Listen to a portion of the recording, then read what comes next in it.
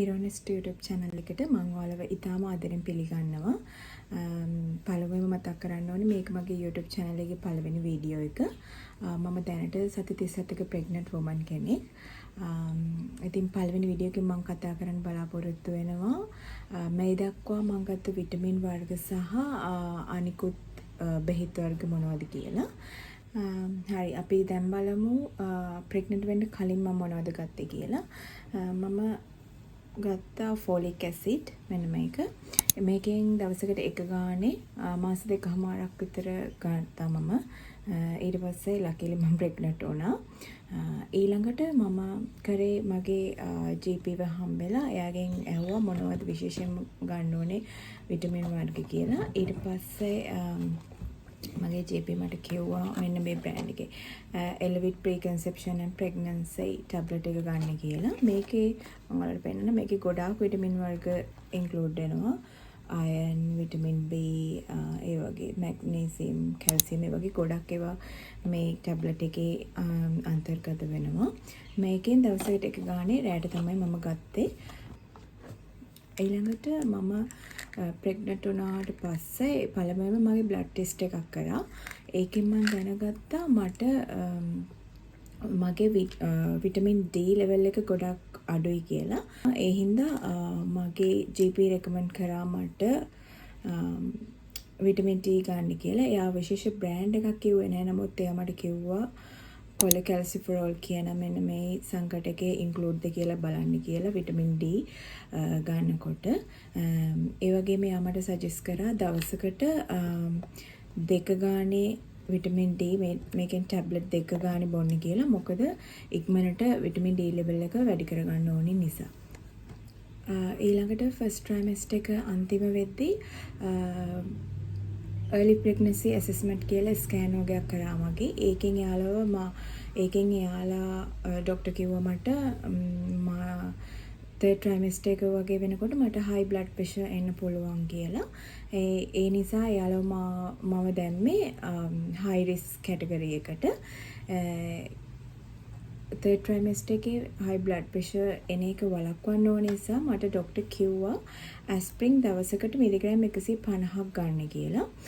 නමුත් මට හොයාගන්න පුළුවන් වුණේ මේ මිලිග්‍රෑම් 300 ටැබ්ලට් තියෙන බොක්ස් එක. ඊට පස්සේ ඒ හින්දා ડોක්ටර් කිව්වා මේ දවසකට මේ ටැබ්ලට් එක දෙකට කඩලා අද භාගයයි හෙට භාගයයි වගේ ගන්න කියලා. හැබැයි මේ 36න් පස්සේ මේ ඇස්ප්‍රින් ගන්න එපා කියලා කිව්වා. දැන් මම සති 36ට වැඩි. දැන් මගේ බ්ලඩ් ප්‍රෙෂර් එක නෝමල් තත්ත්වයේ තියෙනවා. ඊළඟට third trimester එකේ මුලම වගේ මට මතක හැටියට මගේ blood glucose level එක check කරා.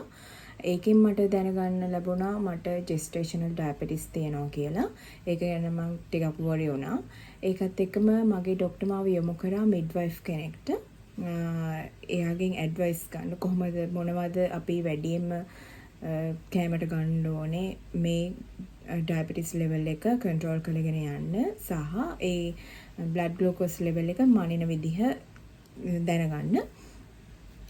ඊට පස්සේ මම midwife හම්බුනාට පස්සේ එයා මට කියලා දුන්නා අපේ diet එකේ කියන්නේ අපි කන කෑම වල වැඩියෙන්ම ප්‍රෝටීන්, විටමින් බහුල ආහාර තමයි ගන්න ඕනේ. කාබෝහයිඩ්‍රේට් අඩුවෙන් ගන්න කියලා. හැබැයි යා මට කිව්වා කාබෝහයිඩ්‍රේට් නවත්තන්නම හොඳ නැහැ. ඒක බබාගේ වර්ධනයට බලපානවා කියලා.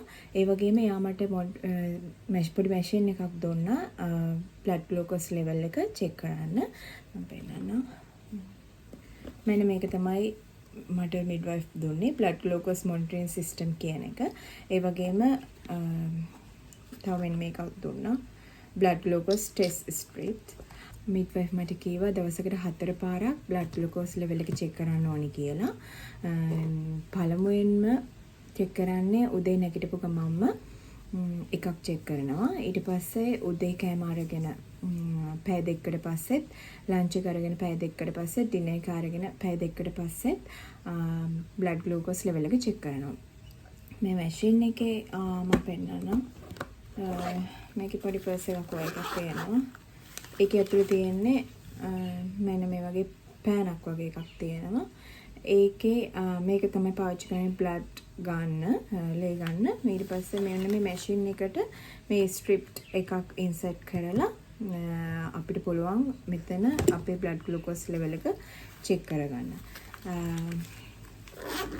අපිට මේ ස්ට්‍රිප්ස් ඉවර වුණාම ෆාමසි එකකින් මේවා ගන්න පුළුවන්. හැබැයි මේක ඉක්මනට ඉවර වෙනවා. මේකේ 100ක් තියෙනවා ස්ට්‍රිප්. නමුත් මේක ඉක්මනට ඉවර වෙනවා මොකද 4 ගානේ අපි දවසකට පාවිච්චි කරන හින්දා. ඒ වගේම මේකේ තියෙනවා තව මෙන්න මේ වගේ පොඩි බුක් එකක්. බුක්ලට් එකක් My Diabetes Logbook කියලා. මේකේ අපි රෙකෝඩ් කරන්න ඕනේ කොච්චරක් අපේ ලෙවල් එක තිබුණාද කියලා චෙක් කරන්න ඕනේ. මෙතන තියෙනවා ෆාස්ටිං බ්ලඩ් ග්ලූකෝස් ලෙවල් එක. ඒ කියන්නේ උදේම ගන්න බ්ලඩ් ග්ලූකෝස් ලෙවල් එක 5ට වඩා අඩු වෙන්න ඕනේ. අනික ඔක්කොම 6.7ට වඩා. ඒ කියන්නේ ප්‍රධාන ආහාර වේල 3ට පස්සේ බ්ලඩ් ග්ලූකෝස් ලෙවල් එක 6.7ට වඩා අඩු වෙන්න ඕනේ කියලා. ඒ වගේම මේකේ මේ බුක් එකේ ඒව රෙකෝඩ් කරන්න ඕනේ. මෙතන දිනේ දානවා. ඊට පස්සේ බ්‍රේක්ෆාස්ට් එකට කලින් ඒ කියන්නේ ෆාස්ටිං බ්ලඩ් ග්ලූකෝස් ලෙවල් එක ඊට පස්සේ බ්‍රේක්ෆාස්ට් එකට පස්සේ ලන්ච් එකට පස්සේ ඩිනර් එකට පස්සේ මේ බ්ලඩ් ග්ලූකෝස් එක රෙකෝඩ් කරන්න ඕනේ.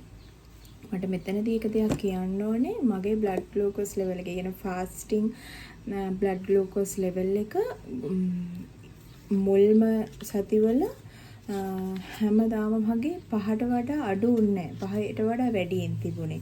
ඒ කියන්නේ 5.1යි 5.2යි 5.3යි ඒ වගේ වල පේනවා ඇති මෙතන. 6.1යි 5.7යි 5.7යි 5.9යි ඒ වගේ වැඩියෙන් තමයි ආවේ. ඊට පස්සේ ડોක්ටර් මේක සතියක් විතර බලලා එයා මට කිව්වා මෙට්ෆෝමින් ගන්න කියලා. ඒ කියන්නේ මෙන්න මේක ඩයබෙක්ස් 1000 කියන ටැබ්ලට් එක මට ගන්න කිව්වා. මේකෙන් එකක් ඩිනර් එකත් එක්ක අපි රාත්‍රී කෑම ගන්නකොට එක ගානේ බොන්න කියලා කිව්වා. ඊට පස්සේ මේක ගත්තයින් පස්සේ මගේ ෆාස්ටිං බ්ලඩ් ග්ලූකෝස් ලෙවල් එක 5ට වඩා අඩු වුණා. හරි ඊළඟට මට තව තිබ්බ ප්‍රශ්නයක්. මම ලංකාව විදිහට කෑම කනකොට ඒ කියන්නේ 3-5 දාලා මිරිස් දාලා එහෙම කනකොට මට නිකන් හાર્ට් බර්න් එකක් වගේ එනවා. කෑම කපුවම උගුරට එනවා. ඒ හින්දා මට මේ ડોක්ටර් රෙකමන්ඩ් කරා මෙන්න මේක Gaviscon Dual Action කියන එකෙන් ටැබ්ලට් එකක් ගන්න කියලා. ඒ හැමදාම නෙවෙයි ඒක තියෙන වෙලාවට මේකෙන් එකක් ගන්න කියලා. මේක නිකන් ටොෆි එකක් වගේ ස්වීට් ගතියක් තියෙනවා. මේක ගත්තාම මේ එහෙම උගුරට එන එක ඒක නිකන් පාලනය වෙලා යනවා. ඊළඟට මට 3rd trimester එකේ constipation ඉතාම දරුණුවට ආවා. ඒ කියන්නේ දවස් 5ක් විතර constipation තියෙනවා. හරිම අමාරුයි. නිකන් බඩ පිරීලා වගේ ගොඩක්ම අමාරු වෙනවා. ඒ හින්දා මම ඒකත් ડોක්ටර් කිව්වන් පස්සේ ડોක්ටර් කිව්වා මට මෙන්න මේක දුන්නා. ලැක්ටලෝස් කියන එකෙන් එක ටේබල් ස්පූන් එකක් උදේට හිස් බඩල බොන්න කියලා සහ මේක ඇක්ටිව් වෙන්න ගොඩක් වතුර බොන්න කියලාත් කිව්වා. හැබැයි මේක දිනපතා බොන්නේ නැහැ. ඒ constipation තියෙන දවසට විතරයි එහෙම බොන්නේ. ඒ ටික තමයි විටමින් සහ අනිකුත් මෙඩිසින් වර්ග අනිකුත් බෙහෙත් වර්ග මම මේ දක්වා ගත්තේ. ඉතින් අදට මම මගේ වීඩියෝ එක මෙතනින් නවත්තනවා. මම හිතනවා මේ වීඩියෝ එක ඉදිරියට ප්‍රෙග්නන්ට් වෙන්න ඉන්න අයට සහ ප්‍රෙග්නන්ට් වෙලා ඉන්න අයට වැදගත් වෙයි කියලා. මම හැමෝගෙම ඉල්ලනවා මගේ YouTube channel එකත් එක්ක දිගටම රැඳී සිටින්න කියලා. හැමෝටම සුබ දවසක්.